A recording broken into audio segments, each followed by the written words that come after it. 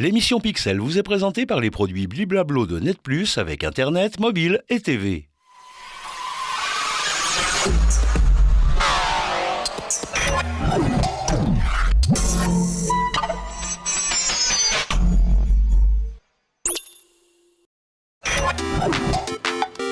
Bonjour à tous, bienvenue dans ce nouveau numéro de Pixel. On va s'intéresser aux jeux vidéo qui sont parfois accusés de tous les maux. Eh bien, on verra avec Stéphane Corr que ces mêmes jeux vidéo peuvent aussi permettre d'acquérir de nouvelles compétences. Bonjour Stéphane. Bonjour Nasra. Alors, on va tout de suite commencer par dire que tout n'est pas rose dans le monde des jeux vidéo. Ça représente évidemment, comme beaucoup d'autres choses, un danger. Tout à fait. Il y a une part de risque, surtout quand ce n'est pas accompagné, quand ce n'est pas encadré vraiment. Il y a un risque de finalement avoir un mauvais usage ou un usage excessif de ces plateformes. Et puis, il y a aussi, bien sûr, toujours des personnes qui sont plus à risque que d'autres. On n'est pas tous égaux face aux jeux vidéo non plus. Là, on parle d'addiction, par exemple ? Oui, alors de forme de dépendance, on utilise moins le terme d'addiction, mais on parle souvent d'usage excessif ou de développement d'une forme de dépendance qui fait qu'on n'arrive plus à contrôler le temps de jeu dans une certaine mesure, et puis aussi qu'on peut développer des comportements agressifs quand on n'arrive pas à jouer ou quand on nous retire du jeu. C'est vrai que quand on ne connaît pas l'univers du jeu, qu'on voit son enfant parfois très jeune jouer à des jeux qui ne sont pas forcément de son âge, en tant que parent, qu'est-ce qu'on peut faire? Comment on peut accompagner ? Alors, il y a plusieurs choses. Il y a déjà les normes. Il y a des normes PEGI qui définissent un âge acceptable pour jouer à certains types de jeux. Et puis surtout, il y a l'intérêt que le parent doit porter au jeu. C'est-à-dire que le parent doit s'intéresser à ce que va faire son enfant à travers ce jeu. Est-ce qu'il va y être confronté à de la violence? Est-ce qu'il va devoir accomplir des choses? Parce que les jeux peuvent développer aussi des aspects cognitifs, des compétences. Ils peuvent avoir une vraie valeur ajoutée. Mais c'est important pour le parent de savoir ce que l'enfant y fait et de s'y intéresser. Alors, c'est vrai que ça peut être compliqué parce que les parents n'ont pas tous envie de passer du temps à ça, mais de comprendre aussi que peut-être il faut un certain temps pour l'enfant pour sortir du jeu. Alors, quand on définit une heure pour aller manger, on va peut-être dire 20 minutes avant, attention, on va bientôt manger, donc commence à sortir du jeu. Et puis, comme ça, on va comprendre que l'enfant est en train de le faire et lui va comprendre aussi qu'est-ce qui est attendu de la part du parent. Donc, il y a un accord entre eux, une sorte de consensus qui va se produire. Mais si je prends une analogie, c'est si nous, on travaille sur un document Word pendant 3 heures et que nous retire la prise d'un coup, on ne va pas être content.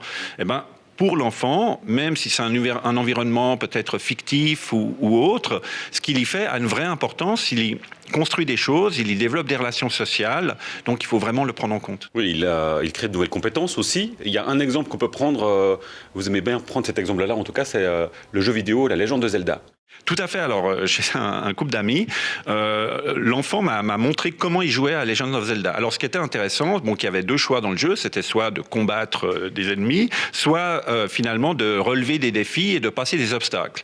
Et l'enfant a choisi de plutôt passer des obstacles. Et en fait, chaque obstacle définissait un choix complexe en différentes options, pouvoirs, tout un ensemble d'éléments pour pouvoir gérer cet obstacle. Donc, il y avait un temps extrêmement limité pour prendre une décision avec un choix complexe qui reposait sur beaucoup d'éléments.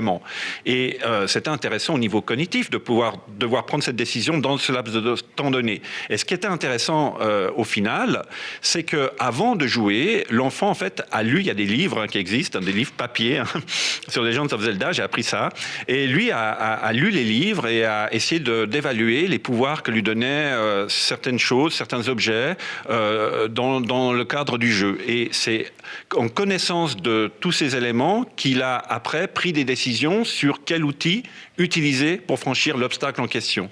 Et je trouve ça vraiment intéressant à tous les niveaux. Donc un véritable outil pédagogique en fait.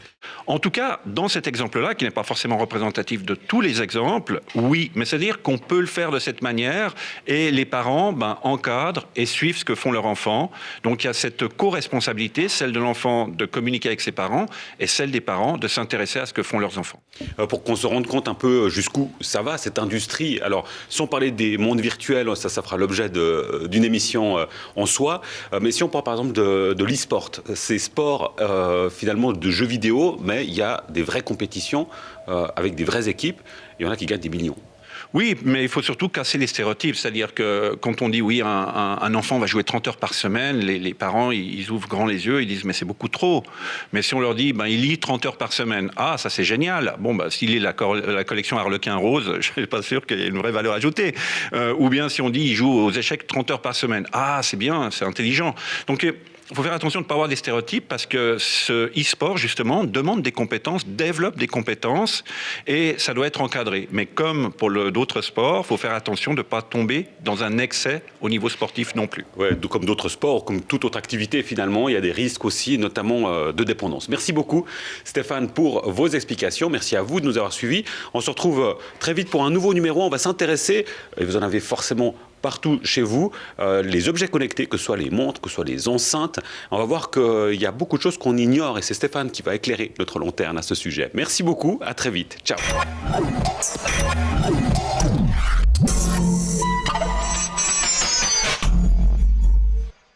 C'était l'émission Pixel qui vous a été présentée par les produits Bliblablo de Net Plus avec Internet, mobile et TV.